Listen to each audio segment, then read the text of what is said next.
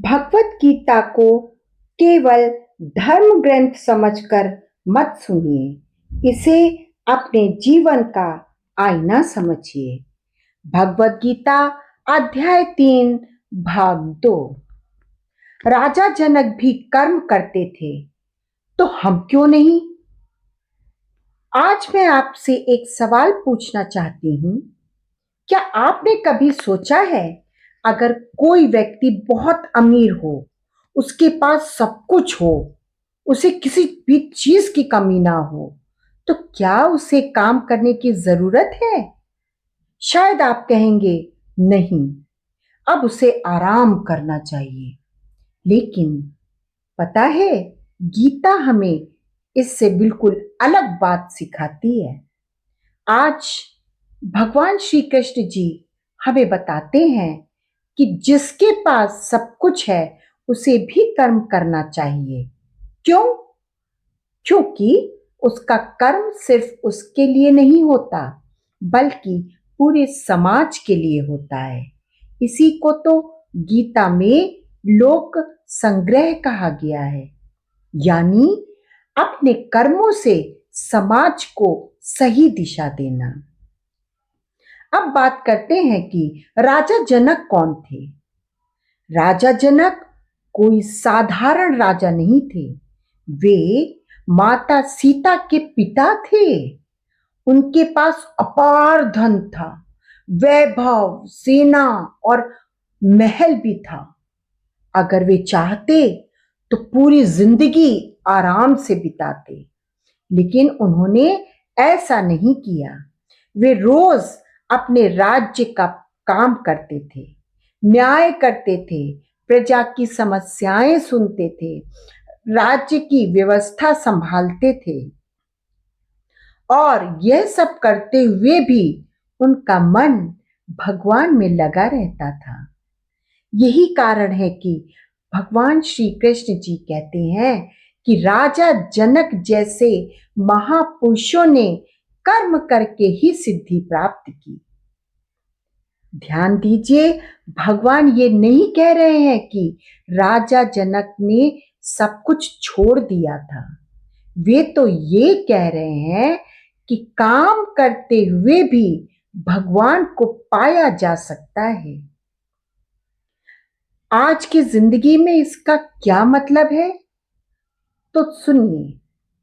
मान लीजिए, एक स्कूल का प्रिंसिपल सोचे, अब मैं बहुत अनुभवी हो गया हूं, अब मैं स्कूल नहीं जाऊंगा। तो क्या होगा?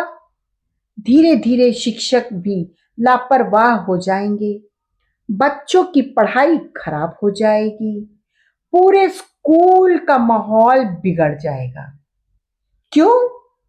क्योंकि सबसे ऊपर वाला व्यक्ति ही अपना कर्तव्य छोड़ बैठा। यही बात भगवान समझा रहे हैं। जो जितना बड़ा होता है, उसकी जिम्मेदारी भी उतनी बड़ी होती है। लोग वही करते हैं जो बड़े लोग करते हैं। अब इस पर भगवान श्री कृष्ण जी कहते हैं, श्रेष्ठ पुरुष जैसा आचरण करता है, सामान्य लोग भी वैसा ही करते हैं। अब जरा सोचिए, अगर घर के माता पिता हर समय मोबाइल चलाते रहें, तो बच्चों से क्या उम्मीद करेंगे? अगर शिक्षक समय पर स्कूल ना जाएं, तो विद्यार्थी अनुशासन कैसे सीखेंगे? अगर नेता नियम तोड़ें, तो जनता नियमों का सम्मान क्यों करेगी? यानी हमारी बातें नहीं, हमारे कर्म लोगों को प्रेरित करते हैं। भगवान श्री कृष्ण स्वयं क्या करते हैं? ये भी एक प्रश्न है। लोगों के मन में विचार आते हैं कि भगवान श्री कृष्ण स्वयं क्या करते हैं।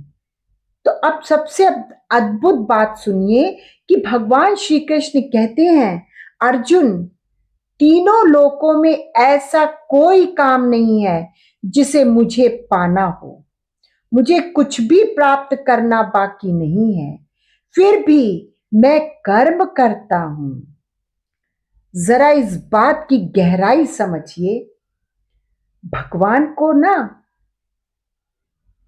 धन ना तो धन चाहिए, ना कोई पद चाहिए, ना ही कोई सम्मान चाहिए, और फिर भी वे कर्म करते हैं। आखिर क्यों? क्योंकि अगर भगवान ही कर्म करना छोड़ दें तो दुनिया का संतुलन बिगड़ जाएगा। एक छोटा सा उदाहरण समझिए। मान लीजिए ट्रेन का ड्राइवर सोचे, आज मेरा मन नहीं है, मैं ट्रेन नहीं चलाऊंगा। तो क्या होगा? हजारों यात्रियों की यात्रा रुक जाएगी। इसी तरह अगर भगवान अपनी व्यवस्था रोक दें तो सूरज नहीं निकलेगा, बारिश नहीं होगी, ऋतुएं नहीं बदलेंगी, जीवन रुक जाएगा। इसलिए भगवान स्वयं भी कर्म करते हैं। कर्म करो लेकिन अहंकार मत रखो। अक्सर हम सोचते हैं ये काम मैंने किया है, ये सफलता मेरी वजह से आई है। यहीं से अहंकार शुरू होता है। भगवान जी कहते हैं कि कर्म करो, लेकिन यह मत सोचो कि सब कुछ तुम ही कर रहे हो। ईश्वर ने तुम्हें शरीर दिया, बुद्धि दी, शक्ति दी, अवसर दिया, फिर भी हम कहते हैं सब मैंने किया। यही तो भूल है। कर्म सेवा बन जाए। अगर एक डॉक्टर सोचे मैं सिर्फ पैसे के लिए इलाज करूंगा, तो वो कभी सच्चा डॉक्टर नहीं बन सकता। लेकिन अगर वही डॉक्टर सोचे हर मरीज में भगवान का अंश है, तो उसका काम सेवा बन जाता है। अगर एक शिक्षक सिर्फ वेतन के लिए पढ़ाए तो वह नौकरी कर रहा है, लेकिन अगर वह बच्चों का भविष्य बनाने के लिए पढ़ाए तो वही कर्मयोग है। अपने परिवार में भी कर्मयोग। कई लोग कहते हैं हम तो घर का काम ही करते रहते हैं, लेकिन सोचिए एक माँ सुबह से रात तक कितने काम करती है। क्या वो हर काम का हिसाब मांगती है? नहीं ना। वो प्रेम से करती है। यही निस्वार्थ कर्म है और यही कर्म योग है। आप समझते हैं कि लोक संग्रह का क्या अर्थ होता है? यानी कि लोक संग्रह का मतलब क्या होता है? ऐसा जीवन जीना जिससे दूसरों को प्रेरणा मिले। अगर आप ईमानदारी से नौकरी करते हैं तो आपके बच्चे ईमानदारी सीखेंगे। अगर आप माता पिता की सेवा करते हैं तो अगली पीढ़ी भी यही सीखेगी। अगर आप सत्य बोलते हैं तो समाज में सत्य बढ़ेगा। एक अच्छा इंसान सैकड़ों लोगों की सोच बदल सकता है।